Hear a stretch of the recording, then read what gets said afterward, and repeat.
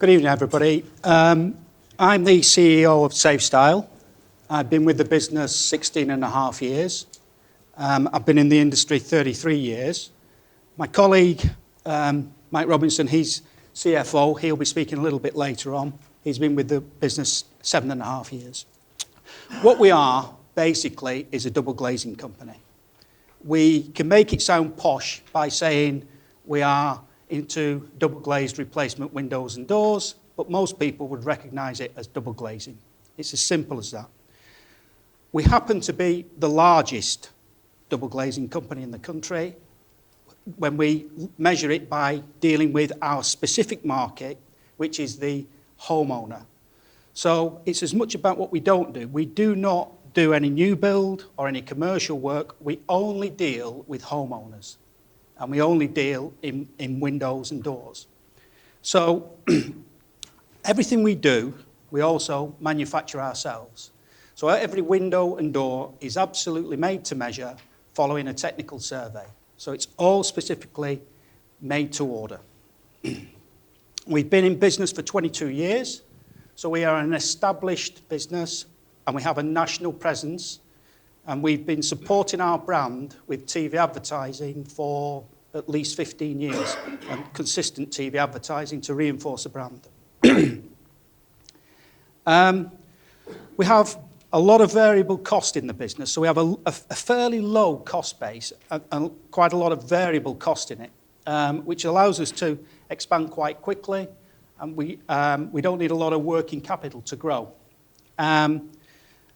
As a consequence of that, as we grow and as we are profitable, a lot of our profits turn into cash very quickly. So we generate, our annual profit virtually equals our annual cash income. We're in a market, actually, that has declined somewhat, and particularly dramatically during the recession. So the market had probably started to decline going into 2007, 2008 by about 1% a year. In 2008, and right the way through to 2014, the market dropped by about 35%. And so we were actually looking at a marketplace of 4.6 million frames a year that dropped to 3 million frames a year.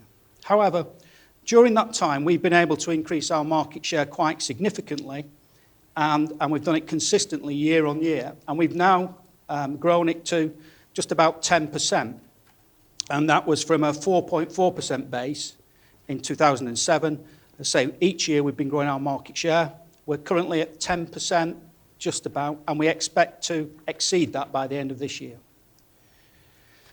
Our intention, when we floated back in December 2013, was to take our market share to 10%.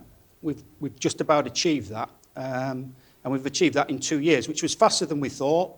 And so we've reset our sights and said we actually believe that a 15% market share is a possibility, and that is our next goal. One of the things that we've been able to do as well is actually expand geographically. We started off as a northern business. We've grown into the Midlands, and we've now got quite a presence in the south. And we can still continue to grow that business geographically by infilling areas where we have underrepresentation. And we have some software that we use where we can look at our installations by postcode and overlay them by the kind of demographic profile of our potential customers. And we get areas where we can see that we are underrepresented compared to our norm. And that is where we can increase our marketing activity, put a new sales branch, and grow. So we think we can achieve the 15% growth. We say that we're unique, and the reason we say that we're unique is we are the only national replacement window and door manufacturer who sticks specifically to windows and doors. We have a couple of national competitors by the names of Everest and Anglian that you might have heard of, but they would tend to describe themselves as home improvement companies. So they will do things like solar, conservatories, roof line, kitchens, driveways, garage doors, alarms, and so on and so forth. We believe that that adds a great deal of cost of complexity to their business. They have product managers. They have a different model to us. They have a decentralized model. A lot of our activity is centralized. So we think we have a much lower cost base, which gives us a real competitive advantage over those two nationals. A little bit about the background to the business. The business was, as I mentioned, it was established in 1992 from one sales office in Bradford. That was founded by a guy called Mitu Misra. He exited the business in December 2013 when we floated on AIM, and he hadn't really been actively involved in the business for a couple of years prior to that.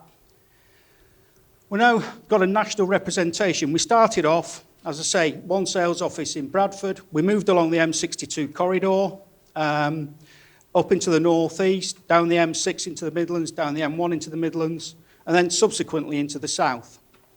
We've been in the south about 10 years now, and it's becoming an increasingly important part of our business for a couple of reasons. One is we get a better price down there, and although our costs are slightly higher in the south, the margin that we make because of the increased prices that we can charge down there more than makes up for that. So it's quite important to us that we expand into the south of the country and continue that expansion.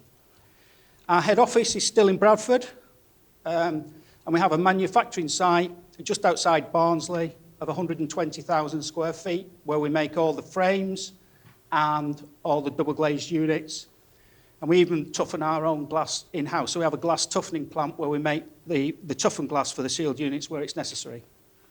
Everything that's made in Barnsley is distributed by our own fleet to our installation depots that are scattered around the country. And there's a little map there on the presentation where you'll see we've got 34 sales offices supported by, I think it's 12 installation depots.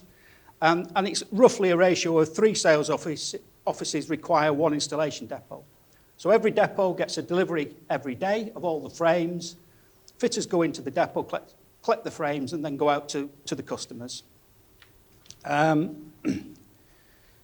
We have approximately 660 employees, but we have far more people who are self-employed. So we have about 900 door canvassers and telephone canvassers who generate inquiries, about 600 sales personnel, sales representatives, and we have 625 self-employed surveyors and installers. So we have a large number of people who work for us.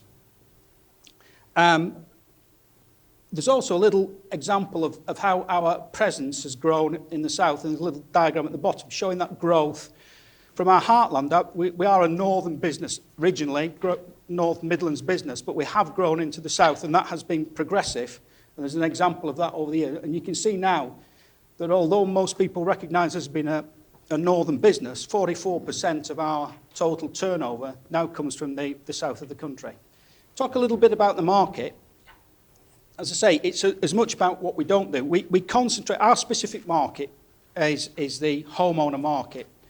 And that market is generally registered, people who have installations register that with Fencer. So we can get some quite interesting information. So we can be quite sure about our market penetration and where we stand by looking at these Fencer statistics, which everybody who has an installation done generally either has to register it with Fencer or the local authority building control, because it is actually a regulated installation under building regulation. So industry is now quite heavily regulated, both from a consumer legislation point of view, consumer finance, and also from building regulation and other regulations that the industry brought in. Interestingly enough, though, although the market's been around an awful long time, it is still highly fragmented. The 3 national players, ourselves, Everest and Anglian, account for about 20% of the marketplace. We've got about 10. Anglian will have about 7. Everest will have about 3. And although Everest are probably the better known name of the 3, they don't concentrate their efforts very much in the homeowner market where we are. But the 20% is amongst just the 3 national players. There are about 20 to 30 sizable companies who take up the other 20%, and then 60% of the market is spread amongst thousands of installers. They don't manufacture, they buy their frames in, they buy the glass in, and they do it on a one-man band basis more often than not. So they just have a van, they buy the frames in, and they go out and install. And that is still 60% of our marketplace. However, what we are seeing is a lot of change in the market, because as increased regulation has come into the market, CE marking, minimum technical competency, changes in various legislations, the people who are finding it hardest to cope with that and hardest to react to that are the one-man bands, and they're drifting off into other areas. So there is some sort of organic consolidation going on, and the people who are feeling the most of the pressure are the one-man bands, and they're dropping out. One of the other things that we're starting to see, and I'll talk about a little bit later on, is affordability and how people purchase replacement windows and doors. It is quite a high ticket average order value for us, around about £3,000. So to fund that, people have either had to have savings or cash, or they might need finance to do it. And a lot of these smaller players, again, have no access to consumer finance, because the FCA now regulate consumer finance in our industry. They have teeth, and nobody wants to give finance or allow finance or broker finance on behalf of the 60%. So a real competitive edge for us is the fact that we have the ability to offer consumer finance where 60% of the marketplace haven't. And again, I'll talk about that just a little bit later on. What we're also doing now is the bulk of what we now... When the industry first started, most of the installations that were taking place were to replace single-glazed products. So people had a single-glazed window. It was obvious that there was a benefit to be had by making it double-glazed. What we find now is most of our products are replacing that first generation. So we're taking out first-generation plastic, maybe aluminium, where the technology in our industry has moved on in that the plastic looks different, it's got multi-chambers, it's much more thermally efficient, the locking mechanisms have all changed, even the sealed units are put together in a completely different way. So the new generation of PVC that we manufacture is far more thermally efficient than even the first generation. So there is still a benefit for people to take out the old first generation, which is now 25 years old-ish, coming out and being replaced by the new, modern, upgraded PVC that's going in. And in value terms, we estimate the market to be worth about 1.8 billion for replacement PVC windows and doors. Talked about the customer proposition, and I think we've got a number of aspects to our business where we think we can compete with everybody in the industry. We can compete on price, in that we know for a fact that we're lower than our two national competitors because of our cost base, our efficient manufacturing, the way we're structured, and so we're generally at least 20% cheaper than Everest and Anglian. But the thing about it is we produce exactly the same energy-rated product as they do. Our glass is put together in the same way, our sealed units are as efficient, our profile comes out the same extruded as Everest's. There is very little to distinguish between the quality of what they're producing and the quality of what we're producing, and it's certified and registered at the same A energy-rated window. What we find is we are capable of competing also because we've got the economies of scale of manufacture that we've got and the automation in the factory. We can compete with the regional players who will have some infrastructure costs, but they don't have the scale of manufacturing or the purchasing power that we've got. So we can compete with them on price. And when it comes down to the one-man bands, whilst we probably can't compete with them directly on price, what we can do is outcompete them on everything else. I mentioned earlier one of the areas where we can outcompete with them, and that's on finance. We've got a unique package of consumer finance products that we've agreed with Barclays Partner Finance that are far different historically than have been offered in this industry. Industry got itself a very bad reputation for selling high-rate finance with huge APRs to generate massive commission that the sales rep got a slice of and the company got a slice of. And people were taking on loans that were horrendously expensive, and the only people benefiting from that were really the reps and the companies. And there are still examples of that going on. We've changed all that, and a lot of our finance now, in fact, all of our finance now is promotional finance. So it's either interest-free, buy now, pay later, or subsidised, very low interest rate. And that gives us a real advantage because none of the national competitors do that. Very few of the regionals do that. And the 60% of the one-man bands can't do that. So getting something that makes the purchase of the product easier is really important. And it's something that we've been developing over the years. The products. Our product is, as I mentioned, it's an A-rated product. It's highest rating you can get, energy rating. Basically, it's also registered with the Energy Savings Trust, which means that it is part of, if used as part of a measure of other insulation properties, it gets a certification to say that is a good thing to be doing. So it is Energy Savings Trust recommended.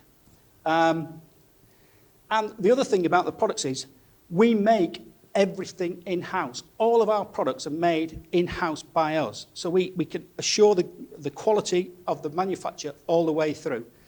What happens again with a lot of the smaller guys, they will buy the frames off whoever they can buy them off, probably at the cheapest price. So there's no guarantee that there will be consistency or quality, or the person will be going to buy the best quality products. He'll probably go and buy the cheapest. So the fact that we manufacture everything in-house, again, is another differentiator.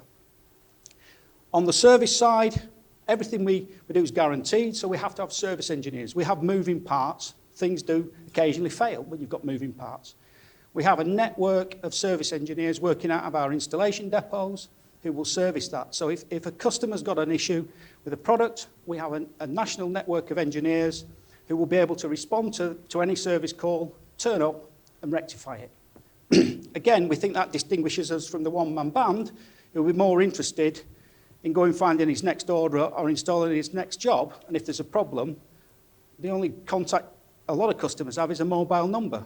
And that's if he's still got the same mobile number. Well, there isn't a great deal of reassurance around that sort of arrangement. The other thing about it is, within the industry, we've been trying, as an industry, to raise the level of our installers and our surveyors. And we've copied what was the old Corgi scheme, which is now the gas scheme. So every one of our installers, every one of our surveyors has got to the point where they have got a technical qualification. And again, that's a real differentiator between us and the one-man bands. And finally, trust. We have been around 22 years. We offer a comprehensive 10-year guarantee that we know we can back up with our network of service engineers. And one of the other things that we've worked very hard on, and I'll just come to it on the next page, is our customer satisfaction rating. And if you turn the page, one of the things that we found about our business is because there's 3 national players, there are 3 paid links at the top of the page, and the internet is becoming increasingly important for people when they're doing research before they buy anything. If you've got 3 paid slots at the top of a page and only 3 national companies bidding for them, you've got a very good chance of being there, and we work very hard to get there. But that's only part of the story. What you need to do is be able to back it up with customer satisfaction on rating sites and this, that, and the other. If you look at the page, we have a customer satisfaction rating of 84% compared to our 2 national competitors, significantly lower. Now, there's a reason for that, and it's because we proactively work at it. We don't cheat, we proactively work at it, and we've got structures in our business that are different from what they have. We speak to every customer at the completion of the installation to actually verify that they're happy with what's gone on. At that point, the vast majority of our customers say they're delighted. We just ask them if they could spare a couple of minutes and go on to, when you've got a bit of time, go on to one of the sites and just give us the rating if you're happy. And that is why our satisfaction rating is at 84%. We think it's incredibly important. And I don't think our 2 national competitors do that. And if you look at the other people underneath who are actually in the retail sector, I think that's because of expectation. They deal with millions of customers every day, and they can't get to every customer and speak to them like we can. We deal with about 1,250 customers a week, so it's possible for us to speak to every customer. And I think people, when you look at John Lewis or you look at some of the Marks and Spencer, some of the other companies there, people's expectations are already heightened, and they're more likely just to go on and place a bad review, so their customer recommendations are always likely to be lower than ours. But we think that's an increasingly important aspect about what's going on. I'll just come back to the page before and talk about our customer proposition, which is about consumer finance. We think this is a real major differentiator, and it's driven some significant growth in our business. We introduced on the 1st of June a new suite of products, and those products are part of an exclusive 3-year contract we signed with Barclays Partner Finance. That is, it is the Barclay card, part of the Barclays business. Barclays Partner Finance have never signed a deal above 12 months with anybody in the home improvement industry. They're confident enough in what we're doing to have signed a 3-year contract with us. So it is unique, and the package of products we believe is unique as well, because we have a 12-month buy now, pay later product, which means exactly what it says. Someone can have the product installed today and have nothing to pay, interest-free for 12 months. We have a 24-month interest-free loan.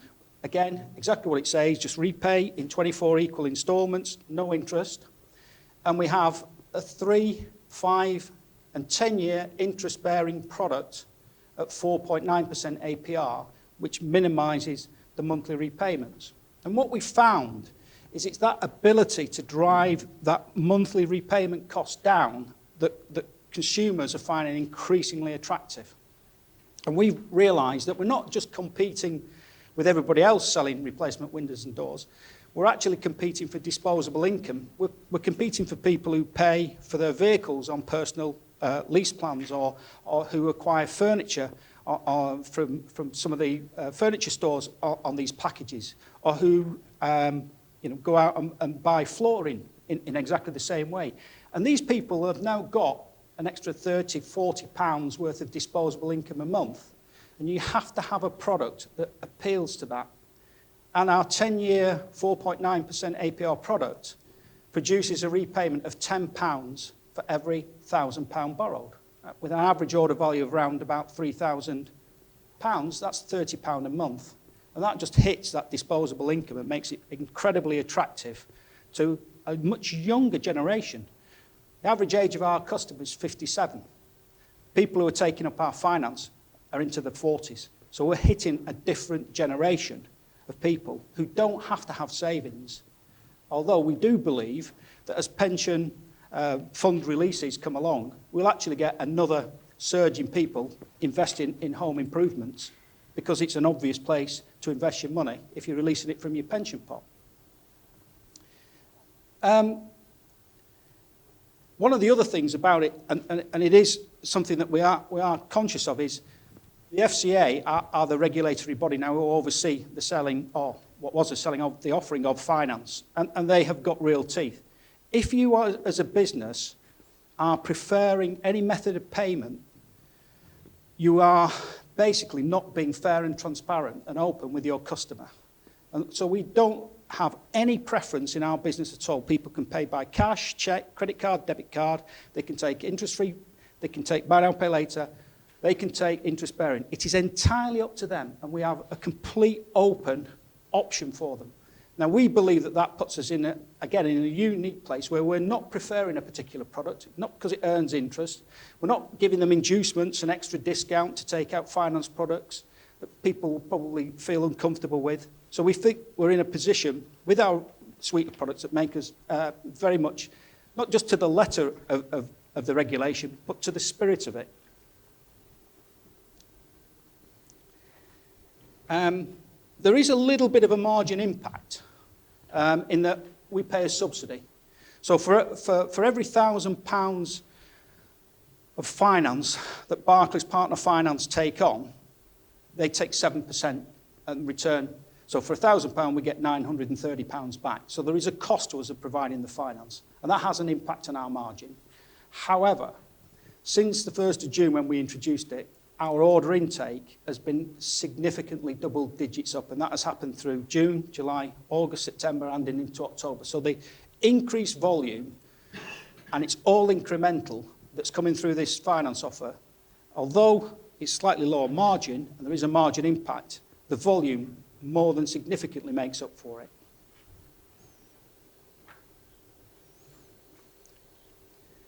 And I think that's enough of me.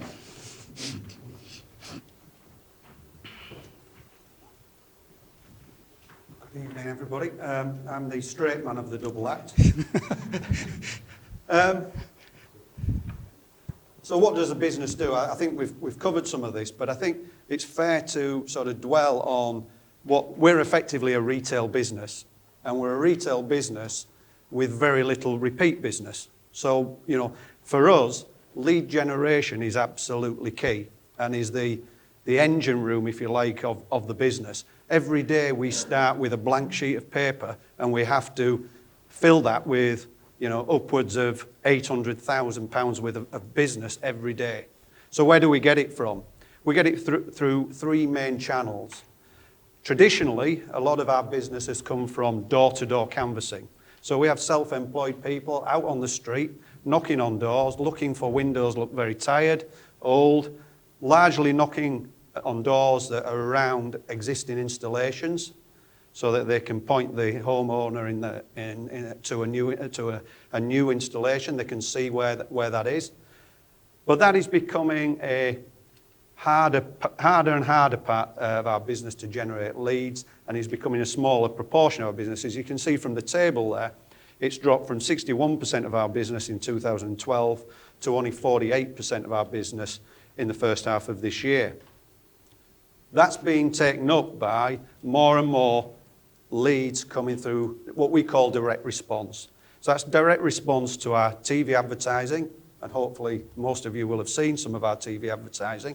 But more and more, as Steve said, coming through Google pay-per-click, pay-per-click campaigns, responding to keyword searches, and we're seeing all of our growth coming from that particular channel.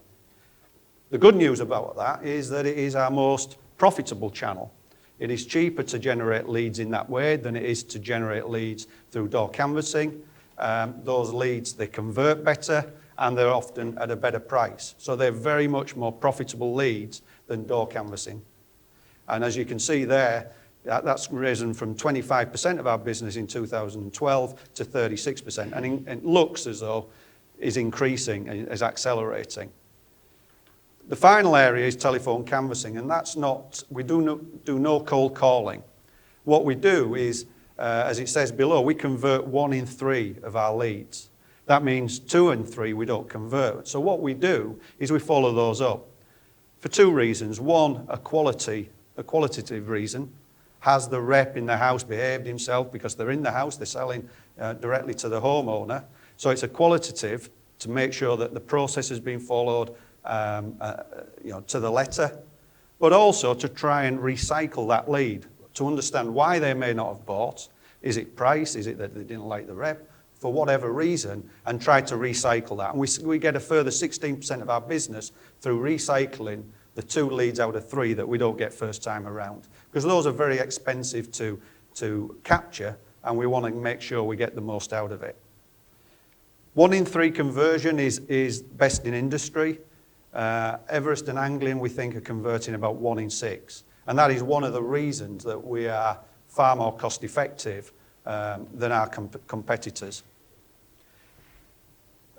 Once we've captured that lead and we've signed a contract, then we send out a surveyor to do a full measure of the windows. We've measured it for quotation purposes, but we need to make sure we do a manufacturing measure and all the technicalities of building regulations are checked out.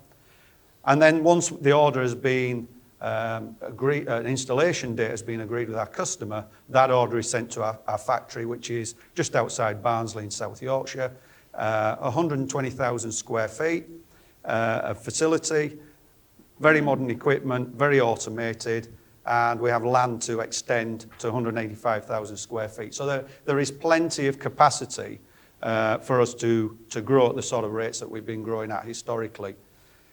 As Steve said, we have 12 installation depots staffed by 280 qualified installation teams, and then we have our after-sales service, 25 dedicated engineers who are there to ensure that the warranty and that the service is up to scratch.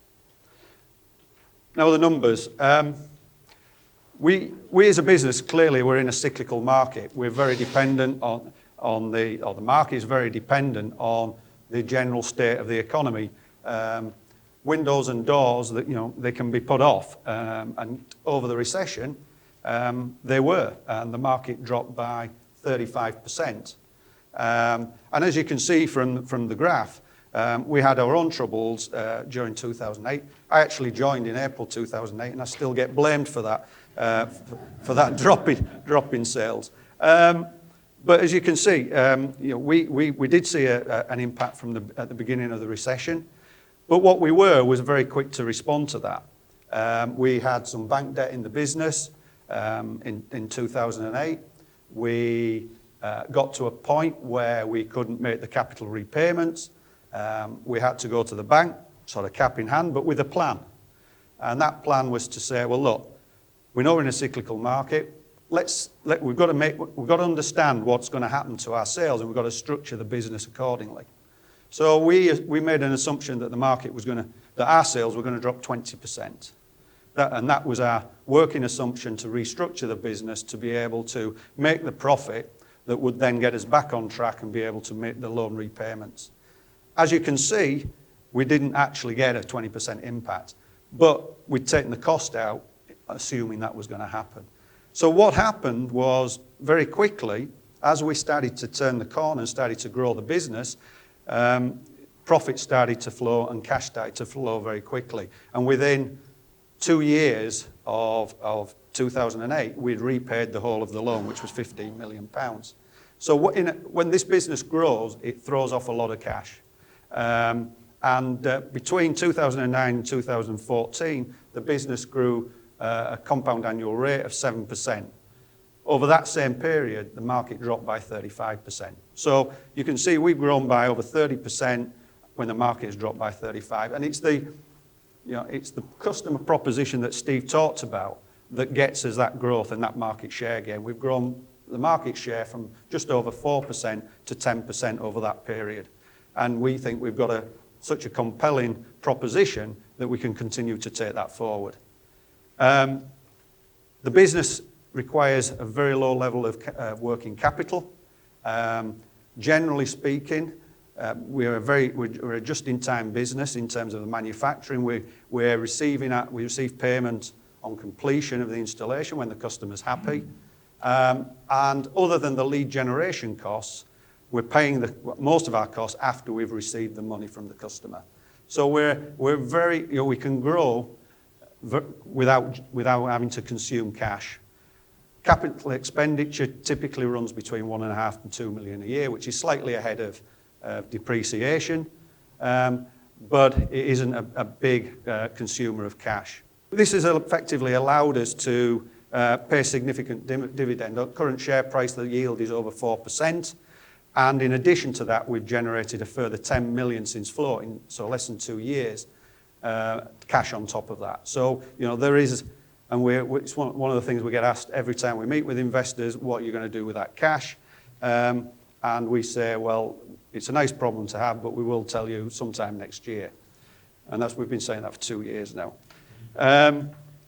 So basically the business now, 136 million turnover last year, 17.8 million EBITDA. In the first half of 2015, the business had generated 74 million of sales with an EBITDA of 9.5 million.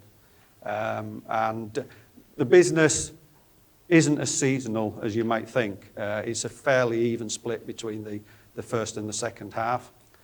I'll very quickly run through this because I think we've covered a lot of it. The market is still weak, but we see a lot of activity on the internet, which suggests that there is demand out there, and that is growing. Our order intake has been significantly ahead of last year, and all the signs are that we're increasing market share beyond where we are today. We're continuing to open new sales offices. Most of our push is into the south of England, but we've seen a lot of increasing demand in the north and in the Midlands, and we suspect that the finance offer is probably stimulating more demand in those areas, and also probably the economic recovery is probably affecting North and Midlands more than the south. Raw material prices are very stable. We're not really seeing any movement in those at the moment. We're continuing to invest in marketing. We'll spend £11 million on marketing this year. But while the leads are as cost effective as they currently are on the internet, we will keep investing in that and taking that. Okay? Thanks very much, Steve. Any questions? Gentlemen at the back there. Yeah. Could you give me some indication of the branches that you've opened during 2014 and 13 respectively? Avon, Sittingbourne.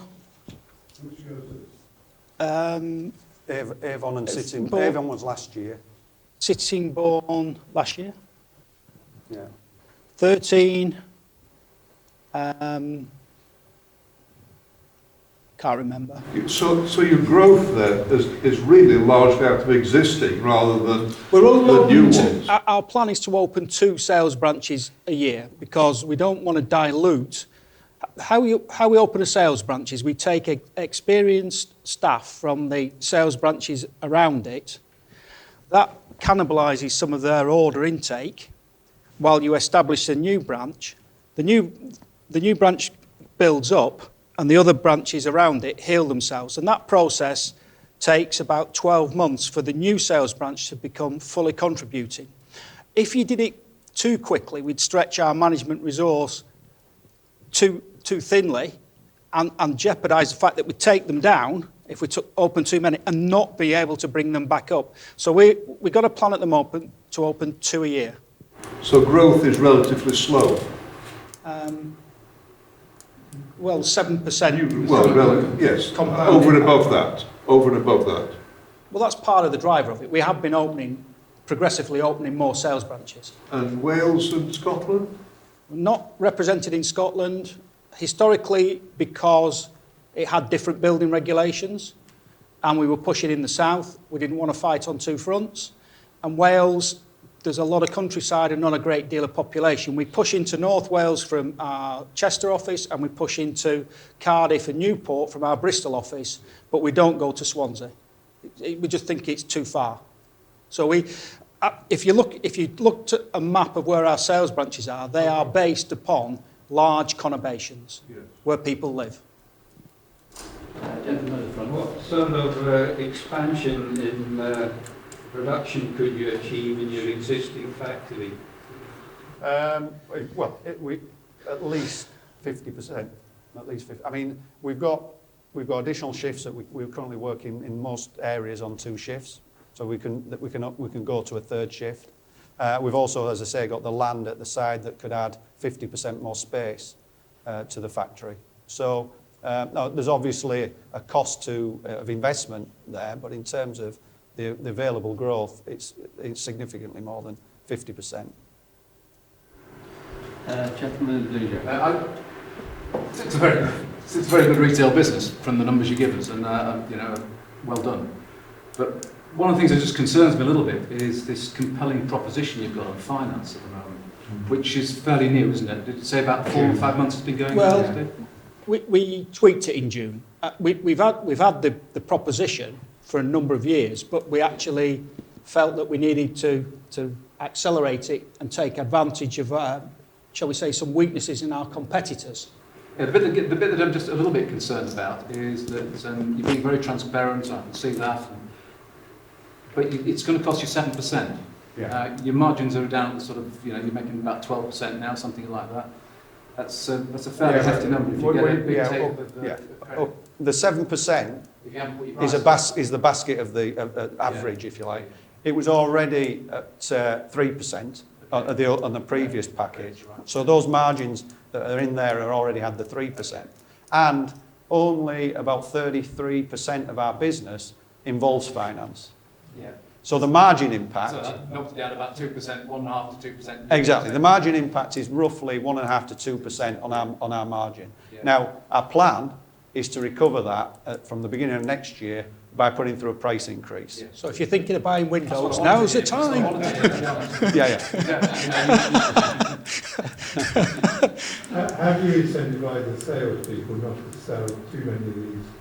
We cannot influence the salespeople. Because of the FCA regulations, all they can do is offer it. It's entirely down to the consumer to pick. Now, you know, at the end of the day, it seems to have averaged out at 33, 34%. Because our average age of our customers is 57, as Steve said. A lot of those older people don't want to buy it on finance. You know, they've got the means. So it's averaging out at over, I mean, we looked at it now for 4 or 5 months, and it doesn't seem to move.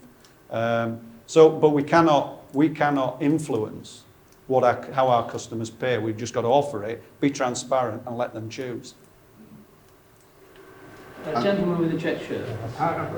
Two questions. You partially answered one. One, the impact on your gross margin has increased. Yes. Is this new 7% going to affect that gross margin? Yeah, yes, it is in the second half of the year. From next year, we're looking to claw that back to the level that we are in the first half of this year. Okay. And then my second question, which is more macro, what happens if Mr. Carney increases the base rate by 0.5% or 1%? Right, well, we have two choices. We have two choices. One is we up the APR. So we have a 4.9% APR. So if it goes up 0.5%, we either go up to 5.4% and keep the cost the same, or we stick at 4.9 and we pay a little bit more subsidy. What impact do you think it'll have on sales, though? Very little. You think that'll be marginal? Yeah. Will it affect your margin on your interest-free credit? Sorry? It will affect your margin. It will, but... I'm talking in terms of volume, I'm thinking of. Yeah, in terms of volume, yeah. It's about margin, it's retail. No, I mean, our volume, we believe that everything in our industry is stacked against the small independent installer, which is 60% of our market. You know, there's regulations, the finance, you know, there's the trust element, you know, there's a lot of things that are stacked. Internet. The internet is stacked against them. As, you know, they can't use the internet as effectively as we can. So we think that's, I mean, Fencer lost 1,000 small installers, last year. So you could argue it could work in favour of you. Exactly. Yeah. That's what we do believe. We believe we'll take market share by taking it away from the small installers. We believe that Everest and Anglian should be taking market share. There are reasons why they maybe not, because finance being one of the reasons. But we think, because we think we'll continue taking market share from the small local installer. It'll go off and do something that's a little bit easier and a little less regulated. Gentleman with the back. And there's no comeback from Barclays Finance. Once you've done They take the risk. They take all the risk. They take all the risk. That's That's part what of the subsidies for. They take all the credit risk. Right. Once they've accepted it, the credit risk passes from us to them. Yeah. You don't have a credit license then, no? It's Barclays, is it? No, we have to. Your own credit We're license. fully regulated with the FCA. What were you doing before the Barclays deal? Were you shipping out amongst other finance companies? No, we're still dealing with Barclays. Sorry? We're still dealing with Barclays. You were still dealing with Barclays? Yeah, this is a new deal with Barclays that we've done. Right. But we had a previous deal with them. And it's a third of your turnover that you're doing on finance. So you're billing across to their finance every month and getting turnover from them Every day. every day. Yeah. The average repayment period for them is 3 years or 5 years? No, it's probably over 5. It's probably we're getting a lot of the 10-year deals taken up. And they'll take all the knock on any that fall by the wayside and have to be. You can't repossess a house, can you? But you've got to go through the courts. Well, you can, yeah. Ultimately, you can, but You do have some debts on the balance sheet which are mortgage or house protected. You say that are over like 30 months or something, 3 years. I think it's about £1 million. But it actually went up between 2013 and 2014. Is this with regard to old schemes that you used to run or something? No, I mean, there'll always be, we always have installations where the customer then, just at the end of it, says, sorry, I haven't got the money. Right, so you actually pursue them then? And we look to get a second charge over the property. So we have, you know, a lot of that is where, and we've got those crystallising all the time as they want to move house or remortgage, then it crystallises. So there's a churn on that. Gentleman here. Can I ask about your manufacturing side and supply side? I'm glad you said it's a cyclical industry. I remember flogging vans to angling double glazing in the late 60s and early 70s.